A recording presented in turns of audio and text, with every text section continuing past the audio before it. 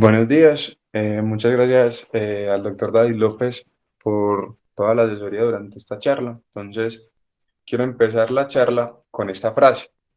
En condiciones normales, la pared libre del ventrículo derecho no es necesaria para mantener una adecuada circulación.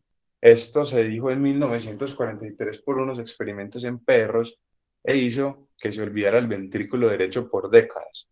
Y el objetivo de esta charla es mostrar la importancia del ventrículo derecho y el por qué no se puede subestimar en lo absoluto a este. Listo, vamos a empezar con unas generalidades. El ventrículo derecho lo podemos dividir en tres grandes partes, que tenemos el tracto de entrada, el ápex y el tracto de salida o el infundíbulo. Representa más o menos de un tercio, un sexto de la masa ventricular, tiene una pared delgada de 5 milímetros y es de un 10 a un 15% más largo que el ventrículo izquierdo. Tenemos que también tener en cuenta pues, que hay unas diferencias anatómicas del ventrículo derecho con respecto al ventrículo izquierdo, ¿sí? Por ejemplo, la presencia de la cresta supramarginal que va a separar el tracto de entrada del tracto de salida. Esta a su vez va a seguir con la banda moderadora donde va a estar el haz de His, y el ventrículo derecho pues tiene muchas trabéculas en su interior, ¿sí? La perfusión del ventrículo derecho es de suma importancia, ya que debido a las bajas resistencias vasculares pulmonares y esa delgada capa de la pared libre, permite que nunca se supere la presión aórtica y por lo tanto se mantenga una perfusión durante todo el ciclo cardíaco. Sin embargo, la coronaria derecha, que es la que irriga este ventrículo, tiene una menor reserva de flujo coronario, lo que hace a que el ventrículo derecho sea muy susceptible a la hipotensión y rápidamente va a pasar de un metabolismo aerobio a un metabolismo anaerobio. Y su mecanismo de defensa en este caso va a empezar a hacer es una mayor extracción de oxígeno, ¿sí? En cuanto a aquí en estas dos imágenes, vemos la distribución de las fibras, ¿sí? Acá vemos que son muy similares a las del ventrículo derecho y el ventrículo izquierdo, pero cuando ya vemos al subendocardio, vemos que el ventrículo derecho tiene esta distribución de las fibras como en el eje longitudinal. Y eso es importante, ya que si bien las formas de contracción del corazón son la torsión, la rotación y el acortamiento, este último es muy importante en el ventrículo derecho, ¿sí? Es su principal forma de contracción. Adicional a esto, el ventrículo derecho tiene una particularidad, es que se contrae como en forma de peristaltismo, empezando la contracción en el tracto de entrada, se va hacia el ápex y sigue hacia el tracto de salida. Listo. Entonces, aquí vamos a empezar con uno de los conceptos más importantes de los pacientes con la falla cardíaca derecha, que es la dependencia interventricular, ¿sí? Esto es, la podemos dividir en una sistólica y diastólica. La dependencia interventricular sistólica nos habla que el ventrículo izquierdo va a apoyar la sístole del ventrículo derecho de un 20 a un 40%, y el ventrículo derecho va a apoyar de un 4 a un 12% la contracción del ventrículo izquierdo.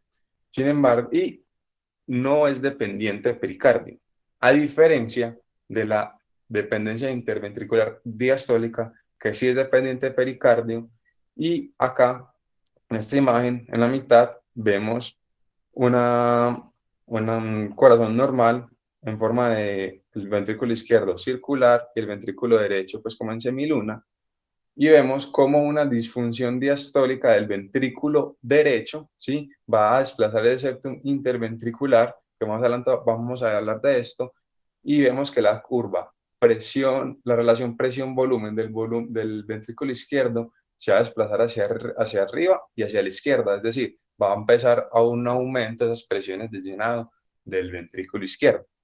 Entonces aquí nos trae el segundo concepto muy importante, que es el gradiente transeptal. Ese gradiente transeptal que nos habla, que es la diferencia entre la presión al final de la sistole del ventrículo izquierdo menos la presión al final de la sistole del ventrículo derecho. Esta diferencia es qué tanto apoya ese ventrículo izquierdo la contracción del ventrículo derecho.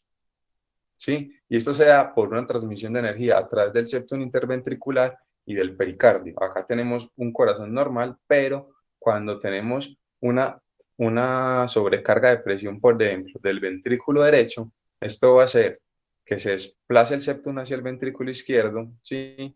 Aumente esta presión dentro del ventrículo y por lo tanto esa relación va a caer. Y al final podemos ver es esto, cómo se desplaza el septum interventricular, compromete la diástole del ventrículo izquierdo, por lo tanto el volumen de eyección y así el gasto cardíaco, y al comprometer el gasto cardíaco va a haber una hipoperfusión del ventrículo derecho, mayor disfunción, y eso es lo que se le llama pues como el doble golpe, y es todo un ciclo vicioso que al final va a presentar pues como una ya con la falla cardíaca derecha, ¿sí?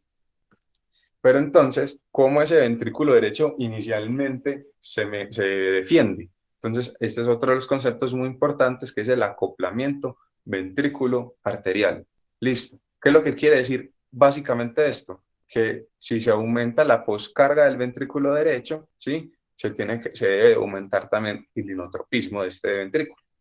Entonces, vamos a llamar ese inotropismo, se va a calcular acá en la curva presión-volumen, como una pendiente de acá desde cero hasta la relación presión-volumen al final de la sístole. ¿Listo? Esa pendiente es la pendiente del inotropismo o elastancia ventricular. Y de este punto hasta el inicio de la contracción, ¿sí? Esa pendiente la vamos a llamar es la pendiente de la poscarga o elastancia arterial. Entonces yo cuando relaciono la elastancia del ventrículo derecho con la elastancia arterial, es decir, el inotropismo con la poscarga, ¿sí? No, en el ventrículo derecho, lo normal debe ser de 1,5 a 2. Por ejemplo, en este caso se aumentó la poscarga del ventrículo derecho, pero el inotropismo también aumentó, lo que permite que se mantenga la relación. Pero va a haber un momento en donde esa poscarga del ventrículo derecho va a aumentar de una forma muy importante y el inotropismo no va a lograr aumentarlo. De ahí que cae la relación y acá ya empezamos a tener un paciente con una falla cardíaca derecha con un desacoplamiento ventrículo arterial. ¿Listo? Pero entonces, ¿cómo ese ventrículo derecho se defiende? Tenemos, si bien esto habla de hipertensión pulmonar y habla de semanas a años, esto puede ocurrir de forma aguda. Tenemos un aumento de la poscarga, ¿sí? El ventrículo derecho a través de mecanismos homeométricos, es decir, que no hay una mayor elongación de la miofibrilla, va a aumentar ese inotropismo y va a lograr a superar esa poscarga. A esto se le llama el efecto ANREP. Aumento súbito de la poscarga aumenta el inotropismo del ventrículo derecho. ¿Sí? Sin embargo, estos mecanismos no son infinitos y va a haber un momento en donde va a caer esa relación de la elastancia ventricular y la elastancia arterial y el ventrículo derecho ya se va a dilatar y se va a desplazar el septum interventricular y va a tener una morfología más circular. La perfusión va a ser muy similar a la perfusión del ventrículo izquierdo, sí, pues que solamente se va a perfundir en diástole, y aquí entra el mecanismo de Frank-Starling, que trata de mejorar esa función, pero todo esto es a costas del aumento de las presiones de llenado del ventrículo derecho. ¿Listo? Entonces ya para entrar a la definición, podemos definir la falla cardíaca derecha como un síndrome en donde el ventrículo derecho es incapaz de realizar una adecuada eyección para cumplir las demandas metabólicas o que requiere un aumento de las presiones de llenado para estas. ¿Listo? Entonces vamos a empezar con unos datos de epidemiología. No me voy a extender mucho en hipertensión pulmonar, ya que ya tuvimos una excelente charla sobre esto. Solo traje este estudio, que fue un estudio observacional, donde muestra que los pacientes con hipertensión pulmonar, con relación a los pacientes sin hipertensión pulmonar, tienen una morbimortalidad muy alta. Vemos con un OR de 13,1. También tenemos que una de las principales causas de las complicaciones en el posoperatorio o en el perioperatorio son la falla cardíaca Y muy importante la sepsis, porque la sepsis es una de las principales causas de muerte en estos pacientes. ¿Listo? Pero ya si vamos a entrar en la falla cardíaca derecha, propiamente, tenemos que tener en cuenta que de los pacientes con falla cardíaca con fracción de eyección reducida, hasta un 60% puede tener signos también de falla derecha. Eso es importante porque puede aumentar de 2 a 4 veces la mortalidad. Pero entonces uno se pregunta, entonces, ¿qué pasa si no tienen falla izquierda o si esa mortalidad es dada solamente por esa falla izquierda? Entonces, en este estudio, un estudio del corte, en donde estudiaron los pacientes con ecocardiografía 3D y sacaron la fracción de eyección del ventrículo derecho, que encontraron que los pacientes con una fracción de eyección menor del 45% del ventrículo derecho tenían un aumento de la mortalidad por cualquier causa y y por origen cardíaco, ¿sí? Pero entonces ya cuando empezamos como a desmenuzar cada grupo, esta línea verde, vemos que es los pacientes con una fracción de eyección preservada del ventrículo izquierdo, pero disminuida del ventrículo derecho. Y vemos que incluso tuvieron un peor pronóstico en cualquier causa de muerte y en muerte de origen cardiovascular que los pacientes con una fracción de eyección del menor del izquierda con una fracción de eyección derecha preservada. Entonces, de ahí la importancia de no subestimar la disfunción ventricular derecha. ¿Listo? Porque vemos que aumenta la mortalidad. Ya para hablar de otro grupo de pacientes, en los pacientes con SDRA, pues puede variar mucho la prevalencia de falla cardíaca derecha, puede ser de un 15 hasta un 54%. La mayoría de los estudios habla que es entre un 22 y un 25%. Y esto es, digamos, entre comillas, algo esperable por todo ese proceso inflamatorio que tienen los pacientes con SDRA, esas lesiones endotelial que va a presentar lesión de la arteria pulmonar y de estos pacientes, pues como vamos a ver más adelante, están, están bajo ventilación mecánica, lo cual no es bueno para el ventrículo derecho. Si ya hablamos de otro contexto, pues los pacientes con infarto agudo de miocardio de la cara inferior, un tercio de esos pacientes va a tener infarto del ventrículo derecho, lo que les hace muy susceptibles a presentar falla cardíaca derecha. Incluso hasta el 90% de los pacientes post-paro van a tener signos ecocardiográficos de disfunción ventricular derecha. De ahí la importancia de conocer este tema y manejarlo, ¿sí? Entonces, lo primero que se debe hacer es dividir la falla cardíaca derecha según su etiología, ¿sí? El aumento de la poscarga por una insuficiencia tricuspidia grave, un shunt interauricular o un drenaje anómalo de las venas pulmonares, o un aumento de la poscarga, como vimos previamente, pues los pacientes con hipertensión pulmonar, pacientes con TEP, un ventrículo derecho sistémico, una estenosis pulmonar, o disminución del inotropismo, pacientes que estén infartados, taquiarritmias o bradiarritmias, y la sepsis es muy importante, porque, como vimos, en los pacientes con hipertensión pulmonar es una de las principales causas de muerte. Y un paciente con hipertensión pulmonar asociado a una sepsis, ya tenemos dos componentes muy importantes para presentar una falla cardíaca derecha.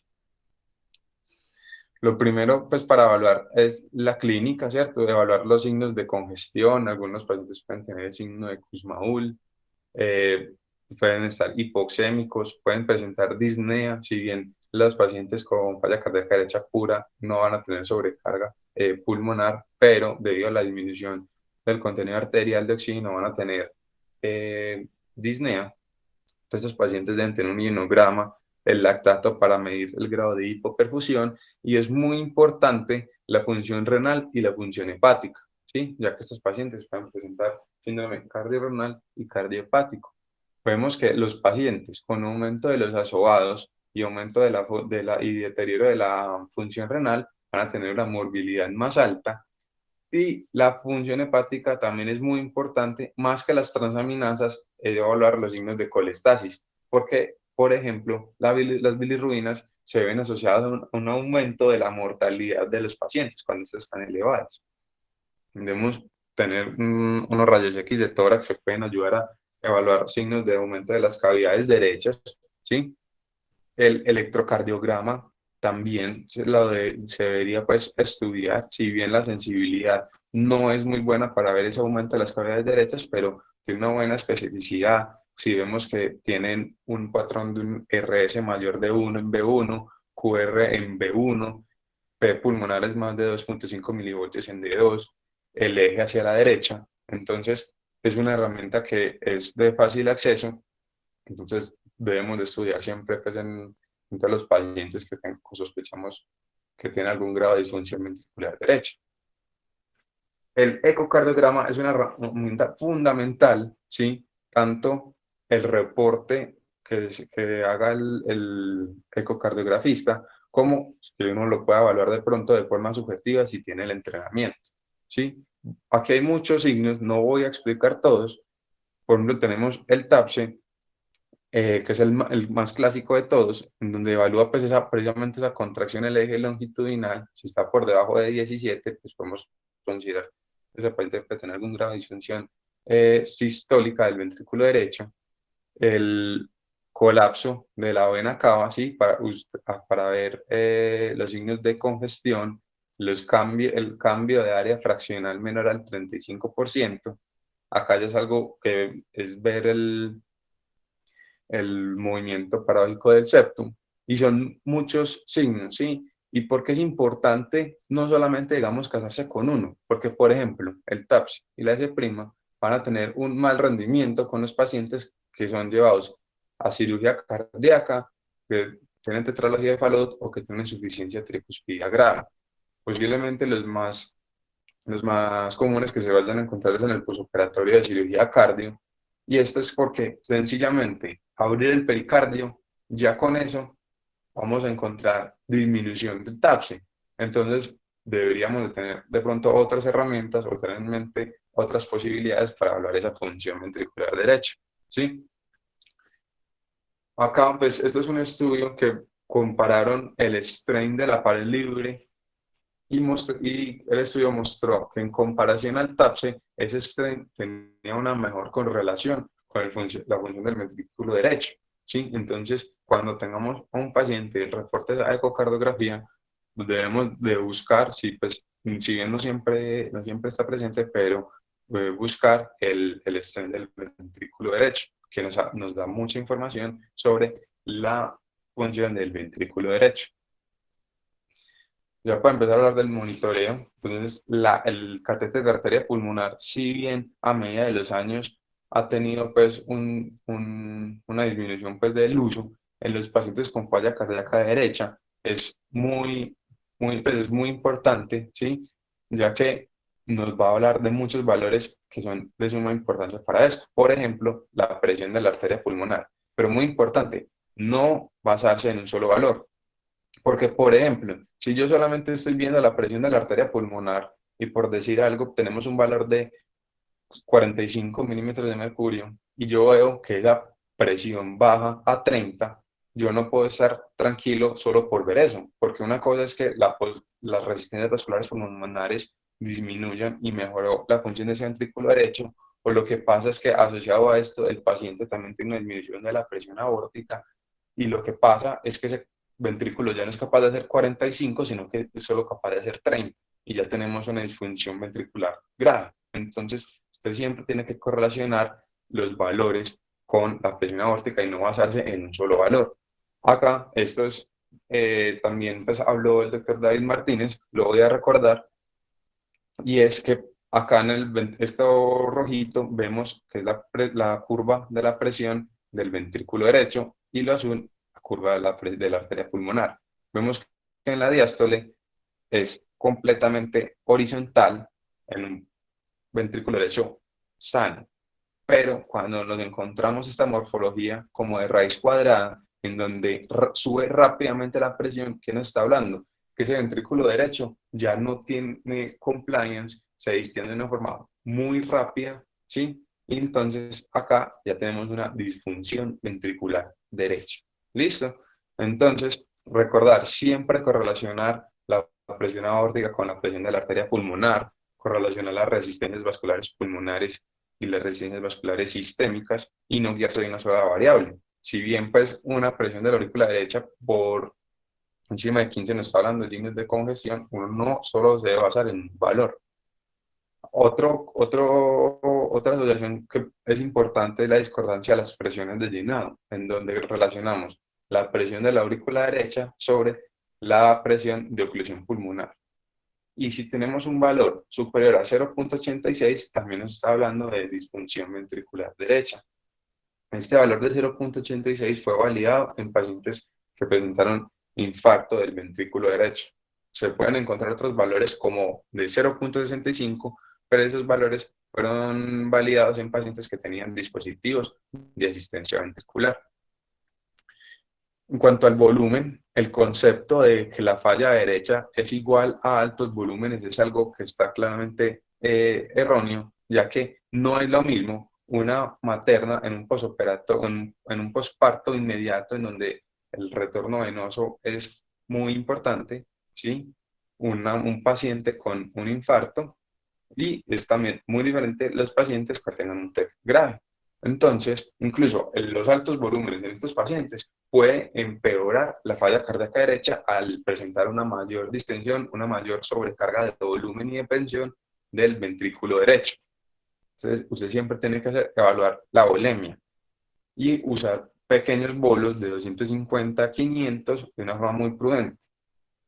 Acá pues traigo la PVC de evitar la mayor de dosis. Sabemos todas las limitaciones que tiene la PVC como monitoreo de respondedor a líquidos.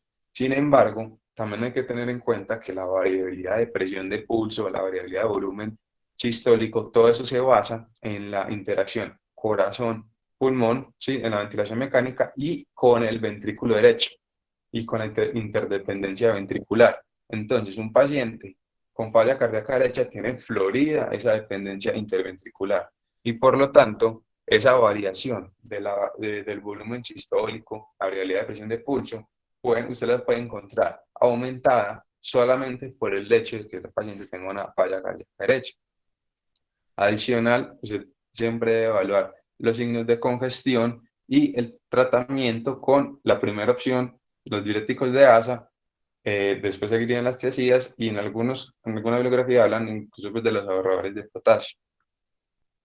Los diuréticos, como vimos, son pues, siempre primera línea, se hace una terapia agresiva, ¿sí? Si hay infusiones que pueden llegar hasta 30 miligramos por hora y bolas de 80 miligramos dependiendo si el paciente tiene o no tiene antecedente de uso de diuréticos y si el paciente no se logra un buen gasto urinario y mejorar esa congestión, debe considerar la terapia de reemplazo renal continua con ultrafiltración para tratar de disminuir esa congestión.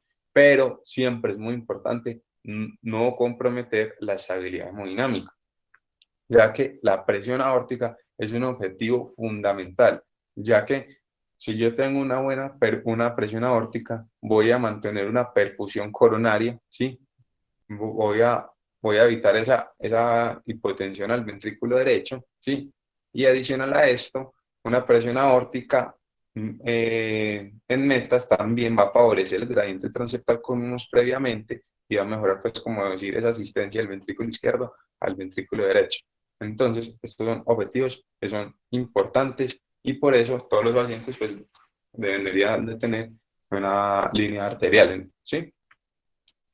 En cuanto a los vasoactivos, vamos a tener tres objetivos grandes que va a ser reducir la poscarga, después de usted corregir las causas reversibles como la hipoxia, la hipotensión, la acidosis, la hipercapnia, ¿sí? El aumento de la contractilidad y mantener la perfusión. Ya vamos a hablar cada uno de ellos. Entonces, para empezar de los vasopresores, cuando uno piensa falla cardíaca derecha, vasopresores, pues lo primero que uno podría pensar es como norepinefrina y vasopresina. La mayoría de los estudios en donde muestran la caída de las resistencias musculares pulmonares o el que no se afecta por parte de la vasopresina son estudios en animales o son reportes de casos Acá traje este estudio, si bien no es propiamente en falla cardíaca derecha, es en pacientes en cirugía cardio, ¿sí? Y esto fue un ensayo clínico, entonces pues mostraron cómo en un grupo de pacientes que tenía milrinone más vasopresina y otro grupo que tenía milrinone más norepinefrina y compararon las resistencias vasculares pulmonares. Y entonces, por ejemplo, acá tenemos con milrinone y vasopresina 84 más o menos 18. Y cuando vemos milrinone más norepinefrina, vemos que las resistencias sí son mayores de 139 más o menos 97 en comparación a los pacientes que tenían milrinone y vasopresina. Listo. Entonces, vemos como la vasopresina es un medicamento de una muy buena elección en estos pacientes, ya que no afecta la resistencia vascular pulmonar, pero la norepinefrina pues, va a tener, digamos, podría tener otro pro, es que tiene un pequeño efecto inotrópico que se busca en los pacientes precisamente con una falla cardíaca derecha. Y la vasopresina pues no va a tener ese efecto. Pero hay que tener en cuenta que los pacientes con dosis menores de 0,5 microgramos kilo minuto no se afecta de una forma significativa las resistencias vasculares pulmonares con la norepinefrina. Entonces tampoco está mal pues, iniciar con norepinefrina y tener en cuenta que las dosis mayores de vasopresina de 0,08 unidades o en algunos casos de 0,6 unidades por minuto pueden producir una vasoconstricción coronaria. Y esto es un efecto que no se busca en lo absoluto en los pacientes con falla cardíaca y con un shock cardiogénico. ¿Listo? Entonces, tener en cuenta pues como es el límite de la dosis. En cuanto a los inotrópicos, grande tenemos la butamina y el mirrinone, ¿sí? La butamina tiene la ventaja que es titulable, no va a producir tanta vasodilatación como el milrinone, pero el milrinone tiene un papel muy importante en la caída de las resistencias vasculares pulmonares y es una muy buena opción en los pacientes que están beta bloqueados. Listo, entonces, si bien no hay uno mejor que otro, es dependiendo del paciente y con el inotrópico siempre debería estar acompañado del vasopresor para tratar de evitar pues, esa vasodilatación. ¿Listo? El leucimendán pues, tiene un papel también importante en los pacientes con falla cardíaca derecha. Vemos, esto fue una revisión sistemática de metaanálisis, pero solamente eran 3 estudios. El último estudio fue en el 2009 y con un total de 359 pacientes y vieron que la presión sistólica de la arteria pulmonar conjunto a la resistencia vascular pulmonar tenía un buen perfil para el levosimendan, al igual que el TAPSE. Entonces, si bien no es algo que ya esté sedimentado y todavía hay discusión en la falla izquierda, pero ya uno podría pensar que el levosimendan también podría ser una opción para estos pacientes. ¿Listo? La ventilación mecánica en estos pacientes es muy importante, como ya lo hemos dicho, siempre se debe evitar la hipoxia, la hipercapnia, la acidosis y el manejo del PIB debe ser, digamos, de una forma muy juiciosa, ¿sí? Porque si el paciente, si no se le pone absolutamente nada de PIB, lo que va a producir esto son atelectasias y las atelectasias van a producir hipoxia y esa hipoxia va a aumentar las resistencias vasculares pulmonares. Pero si yo aumento mucho, si tengo PIB muy elevados, va a producir una compresión extrínseca de los capilares pulmonares y eso también va a aumentar las resistencias vasculares. Si bien no hay un valor mágico, en los reportes se muestra que aproximadamente un PIB de 13 ya empieza a tener compresión extrínseca de los capilares pulmonares. Entonces, siempre se debe hacer pues, como una titulación de ese PIB. Ya para hablar de otras terapias para hipertensión pulmonar, no me voy a detener mucho en esto. Está el óxido nítrico, un vasodilatador pulmonar que pues, la dosis varía de 5 a 40 partes por millón, va a disminuir de forma significativamente las resistencias vasculares pulmonares, pero sin comprometer el gasto cardíaco. Pero lo que sí es muy importante es que la titulación debe ser lenta y el desmonte también lento, ya que puede producir hipertensión pulmonar de rebote. Los prostanoides, en el cual pues van a aumentar en la tosiclasa y el aumento de la AMP cíclico para producir una vasodilatación Lo más importante de esto es que si un paciente va a entrar a la cirugía con alguno de estos medicamentos, pues no se debe suspender por ninguna razón, no pensar que pueden producir hipotensión porque posiblemente lo que va a estar manteniendo estable al paciente. Y para terminar, pues el soporte circulatorio mecánico ya sería la última opción en estos pacientes y depende pues de la causa de la falla cardíaca derecha. Si tenemos que es por un infarto del ventrículo derecho, se podría beneficiar de dispositivos de distensión ventricular, pero si tenemos un paciente que es por una hipertensión pulmonar, los dispositivos de distensión ventricular lo que pueden predisponer es un mayor sangrado de la arteria pulmonar, pero eso sí se debe pues, de evaluar pues, por parte de un experto. Y en el postoperatorio, sí, siempre se debe mantener pues, esos pacientes en una unidad de alta dependencia, especialmente cuando la cirugía es de intermedio o alto riesgo, por al menos 72 horas, y debe de evaluar siempre, no solamente en el pre y en el intraoperatorio, las causas de la mayor morbilidad de los pacientes, que son la falla respiratoria, las arritmias y la falla cardíaca. Como dijimos previamente, todos estos son medidas para mantener el ritmo sinusal, y lo que vimos previamente, que el óxido nítrico podría producir una hipertensión pulmonar de rebote si se suspende de una forma muy rápida. Y recordar que las técnicas neuroaxiales, especialmente la epidural torácica, puede producir mucha hipotensión al inhibir pues, estas fibras cardioaceleradoras. Y si ya vemos, ya explicamos de una forma pues, ya muy repetitiva de por qué la presión aórtica es muy importante en todos estos pacientes. Muchas gracias.